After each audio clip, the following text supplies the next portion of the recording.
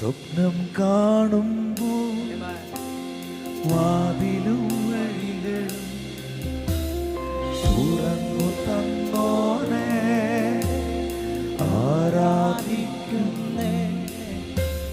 സ്വപ്നം കാണുമ്പോൾ വാതിലും വഴികളും തുറന്നു തന്നോനെ ആരാധിക്കുന്നു.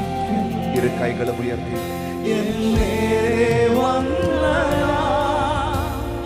വാക്കിന്നം വിനാ തളർന്നു വീഴാതെ എന്നെ താങ്ങിയ ഭുജബലമേ എന്നേറെ വന്നതാ വാക്കിന്നം വിനാ തളർന്നു വീഴാതെ എന്നെ താങ്ങിയ ഭുജബലമേ.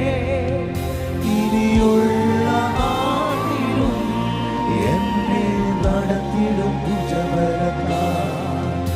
ഇനിയുള്ള നാട്ടിലും എന്നെ നടത്തിടും ഭുജബലത്താൽ.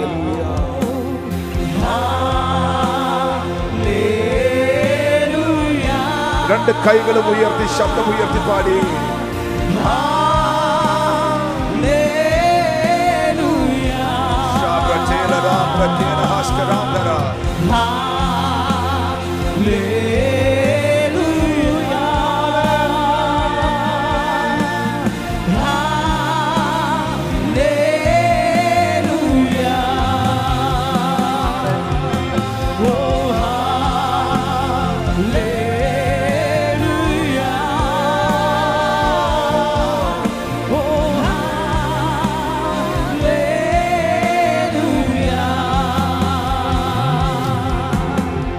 സ്വപ്നം കാണുമ്പോൾ വാതിലും വഴികളും തുറന്നു തന്നോനെ ആരാധിക്കുന്നേ.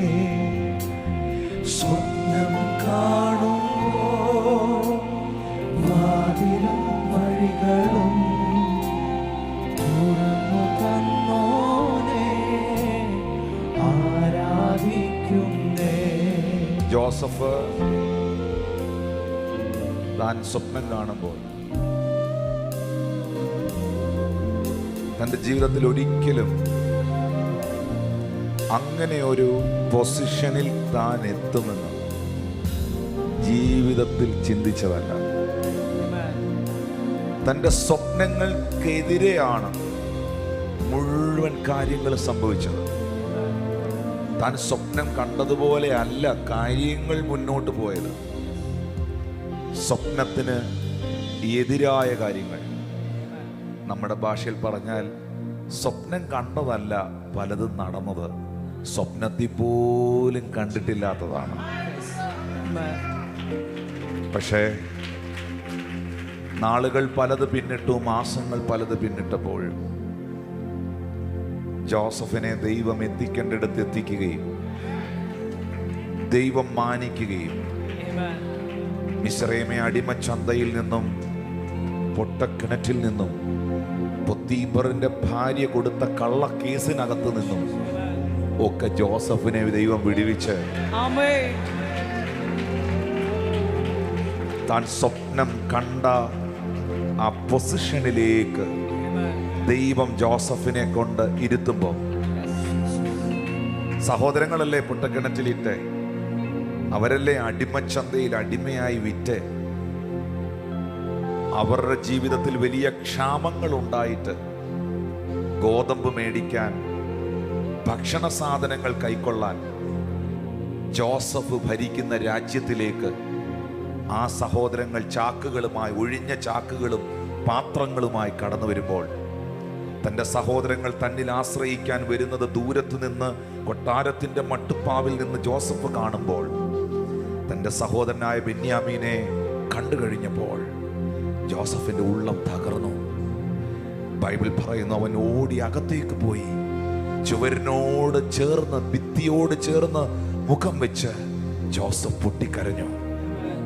ആ പൊട്ടിക്കരഞ്ഞപ്പോൾ ജോസഫിൻ്റെ ഉള്ളിൽ വന്ന വരികൾ ഇതായിരുന്നു: സ്വപ്നം കാണുമ്പോ വാതിലും വഴികളും തുറന്നു തന്നോനെ. എന്തെല്ലാം ആക്ഷേപങ്ങളാ സഹോദരങ്ങൾ പറഞ്ഞ്. ജോസഫ് മരിച്ചുപോയെന്ന് വരെ പറഞ്ഞു. എന്നേരെ വന്നതാ വാക്കിൻ അമ്പിനാ, തളർന്നു വീഴാതെ എന്നെ താങ്ങിയ ഭുജബലമേ. എന്നേരെ വന്നതാ വാക്കിൻ അമ്പിനാ, തളർന്നു വീഴാതെ എന്നെ താങ്ങിയ ഭുജബലമേ. ഇനിയുള്ള നാളിലും എന്നെ നടത്തിടും ഭുജബലത്താ. ഈ വേദപുസ്തകത്തിനകത്ത് പല വാക്കുകളുടെയും ഇടയ്ക്ക് എങ്കിലും എന്നൊരു പദമുണ്ട്. പറഞ്ഞ എങ്കിലും. എങ്കിലും നീതിമാന്റെ അനർത്ഥങ്ങൾ അസംഖ്യമാകുന്നു, എങ്കിലും അവയെല്ലാറ്റിൽ നിന്നും യഹോവ അവനെ വിടുവിക്കുന്നു. ലോകത്തിൽ നിങ്ങൾക്ക് കഷ്ടമുണ്ട് എങ്കിലും നിങ്ങൾ ധൈര്യപ്പെടുവീൻ, ഞാൻ ലോകത്തെ ജയിച്ചിരിക്കുന്നു.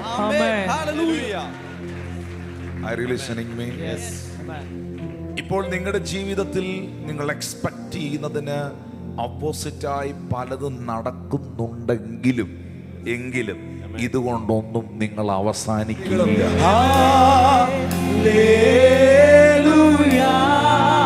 ഇരു കരങ്ങളും ഉയർത്തി പാടിയേ.